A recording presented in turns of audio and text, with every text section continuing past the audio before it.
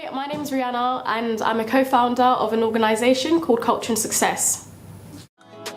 You there on my mind, babe. You there on my mind. You there on my mind, babe. So, Culture and Success is a women's empowerment organisation to provide a platform for Black Muslim women and also to empower women from non-Muslim backgrounds and women of colour from wider cultural backgrounds as well. I do think the beauty industry has evolved. I feel like there's a lot more to do because I feel like beauty brands at the moment kind of include darker shades as a token because they see other brands doing it. But I think we will get there eventually.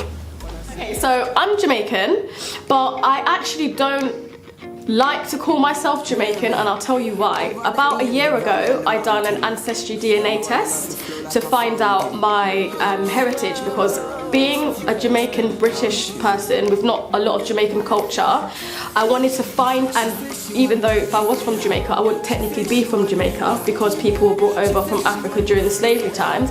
I don't feel like I have a set culture. I can't affiliate myself with British culture because I'm not white. Can I really affiliate myself with Jamaican culture because I wasn't brought up there?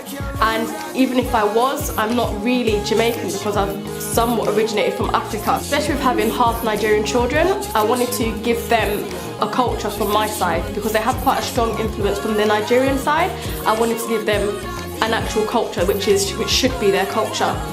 So I done an ancestry DNA test, and in doing so I found out I'm 36% European and 64% Sub-Saharan African, which I did not know because my whole life people have accused me of being mixed race because I'm too fair to be black, and I've denied it to the death of me, and clearly I am mixed race to a degree. Even though I don't feel it, I feel black. Even though I have a light skin tone, I feel just as dark as my daughter is. That's how I feel, and that's what I affiliate myself with. So I have like half Muslim, half Christian family. I've grown up with a Muslim dad, although like the religion wasn't forced upon me because I ended up converting when I was 16, and it's just something that I wanted to do for quite a while prior to turning 16, but I allowed like friends and social pressures and all that kind of stuff to get in the way. And in the summer of finishing secondary school before going into college, I had a lot of time by myself to self-reflect, and I decided that it was something that needed to be done, and I just had to take the plunge. And if I didn't do it then I probably wouldn't do it. And as well, like, life is so fleeting and temporary. You can die at any minute. So I wanted to ensure that I did something that I felt was important to me without the opinions of others. And in the process, I lost a lot of my friends. I practically lost all of my friends, and because they're like quite strong Christians, and I feel like my lifestyle changed a lot because I wasn't trying to go out and speak to guys anymore. I didn't want to go out to party and uncover and all this kind of stuff. We'd be naturally distanced as well. So I ended up becoming more self-dependent and independent and not relying upon anyone else. And I feel like that situation and that experience has really helped me later on in life when I go on to do these ventures that I want to do, like modelling or culture and success, because it takes a lot of belief and it takes a lot of belief, self-esteem and confidence to work for what you want to work for, and to counteract the backlash that I do receive, and to continue pursuing my dreams, because it is an important thing that we're doing and a lot of people are benefiting from it. I would like to say Beyonce because I really feel like she's unapologetically herself. She represents what she believes in, even if it's at detriment to her finances or her career or anything like that, or not getting booked for certain things.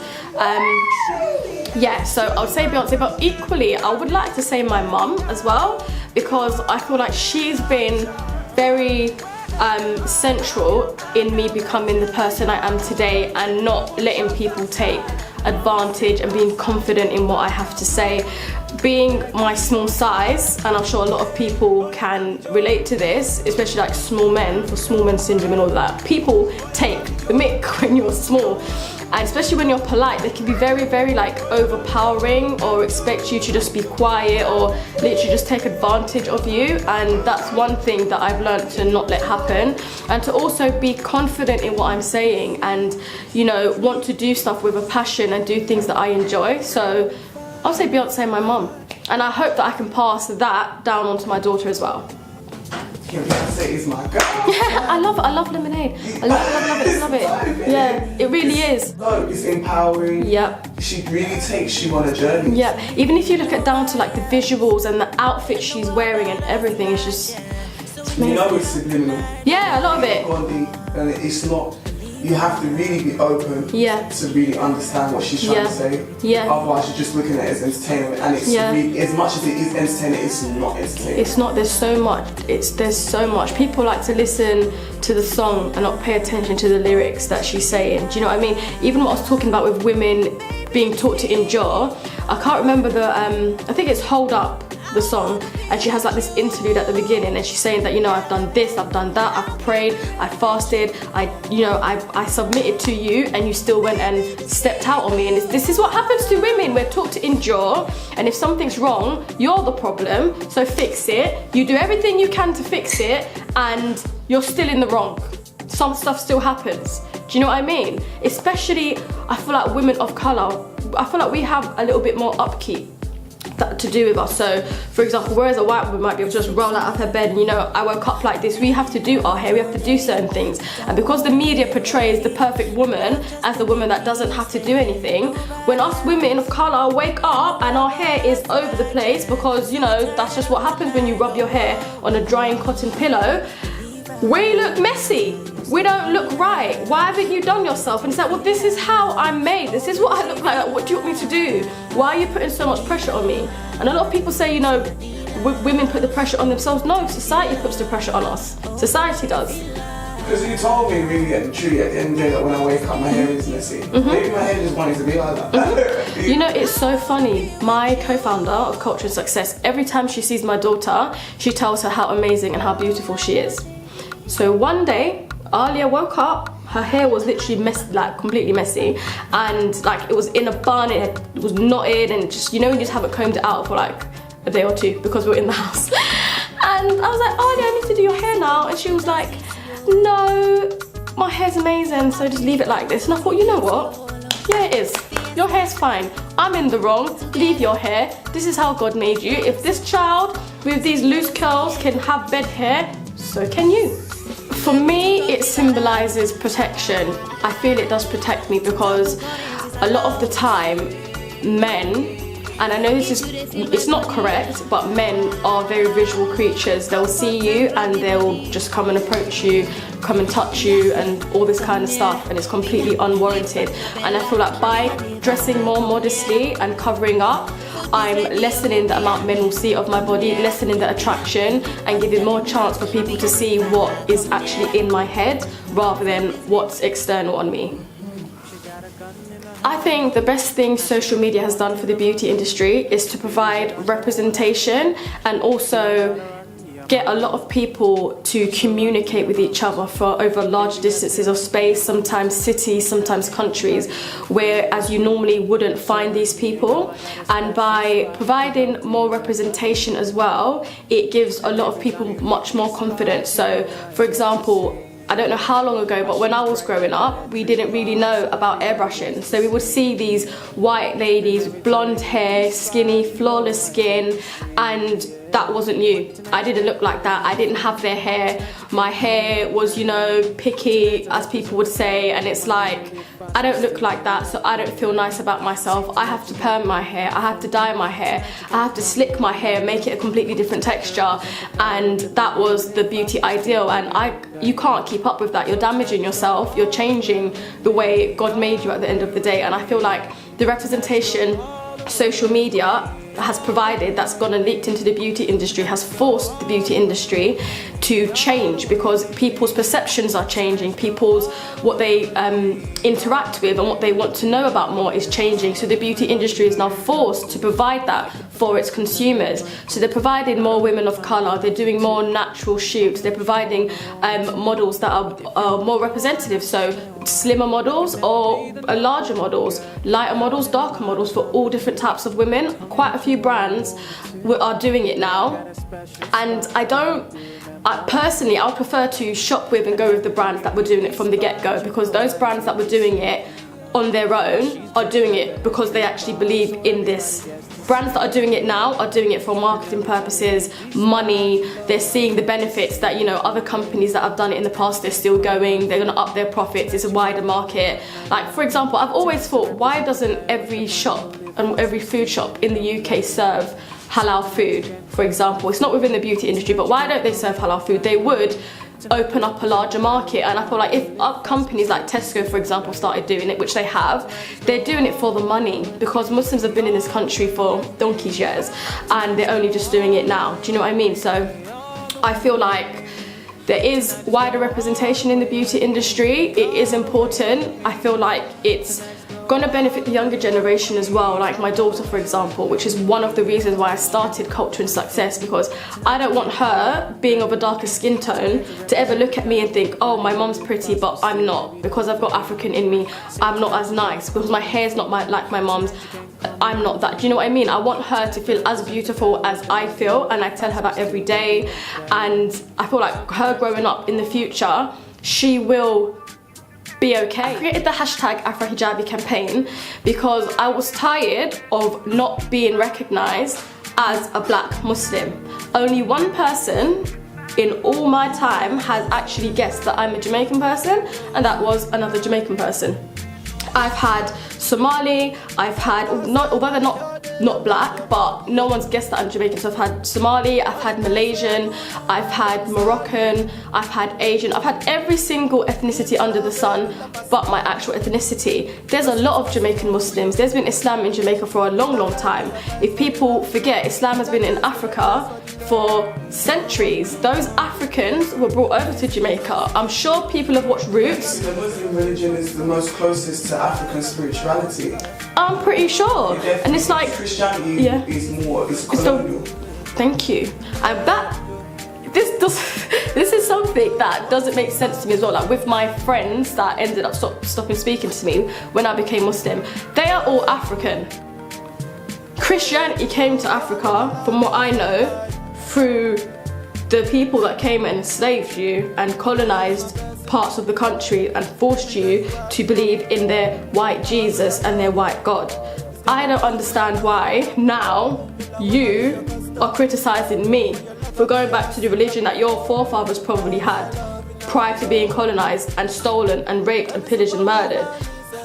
It's crazy, and obviously each is to their own, but use your common sense. So for the Afro Hijabi campaign, I also wanted to create a visual representation of black Muslims in media and in more so social media as well, because there is a lot of representation for Muslims of Somali descent, Asian descent, Arab descent. There's not a lot of representation of Jamaican women, and not specifically Jamaican women, but women of darker skin tones and women that range, because there's quite a range of women of colour. There's quite a range of women of colour. So you can have Jamaican people that are very, very, very, very fair, that are never recognised as Jamaican. There's a sister I know that basically you would assume that she's Arab, but she's not. She's just a fair-skinned Jamaican person. And people have asked her for her hand in marriage, and then when they find out her ethnicity, that it's Jamaican and it's black, they're like, no, thank you. Oh, well done. There's a big negative connotation around being black and brown, and I can't understand it. For example, with the Brown Girls Tea Party, which we specifically named brown because we want to include all women of colour in all their varying shades, and basically like someone complained and said, why are you saying that we're brown? And I'm thinking, well, what's wrong with being brown? What's wrong with being brown? Like, what colour am I? I'm not black. I'm not black, and I don't even think you should even need to call yourself black, because people put a negative connotation with the word black to mean dark and bad and sad and, you know, dreary. People wear black when they go to funerals because, you know, it's sad. Like, why just I don't understand it, and I feel like there needs to be more of a representation in wider society, and I feel like we're getting there. We've got a lot of stuff planned. which I'm quite excited about. So at the moment, we're writing for Black Beauty magazine. So we're providing articles for Muslim women of colour and providing hair care tips and beauty tips, more specifically to Muslim women of colour, because things like wrapping your hair constantly and having to make things like ghusl and trying to balance your hair moisture and all of that kind of stuff when you're having to wash it constantly is quite difficult, and not many black women know how to handle their hair under those circumstances. Black hair is different as compared to Asian or Caucasian hair. We need a lot more upkeep, especially when you're rinsing it and washing it so often. So we provide tips like that in Black Beauty magazine. We're also planning our birthday, which is in July next year, 2018, and we're also planning an art gallery exhibition to showcase the black side of countries from around the world. I think people forget that from every continent there originally was black people. Black people originated from the continent of Africa. People were of darker skin tone hundreds of thousands of years ago, and people forget that there are dark Asians, dark Oriental people. Mexico had black people. I don't know if you could go back and try and find on Google images of the ancient Mayan statues and the ancient Chinese statues. They look like African people with Bantu knots. Have a look at their features. Stop feeding into what the media wants to tell you. Look at what the people thousands of years ago were carving. The Sphinx in Egypt, they did not have straight noses, they did not have European features, they were black. So what we're trying to do is to represent the black people from all these different communities and to do it in a really artistic way. I love photography, I love creative direction as well. I feel like I can express myself most through there and I like it the best. So we're going to be providing a art gallery exhibition, so please come on down, and showcasing women of colour, darker skin tones from those continents and those countries. Bye! Thank you, Rhianna. It's okay. I'm tired of looking at someone and thinking they're beautiful, why am I not like that? So imagine what you must be tired of. I feel like you define your own beauty, you define what you like and what you love about yourself. You even define what you don't like about yourself and you accept it and you slay it anyway. Beauty is you. Beauty is you. I fuck with that.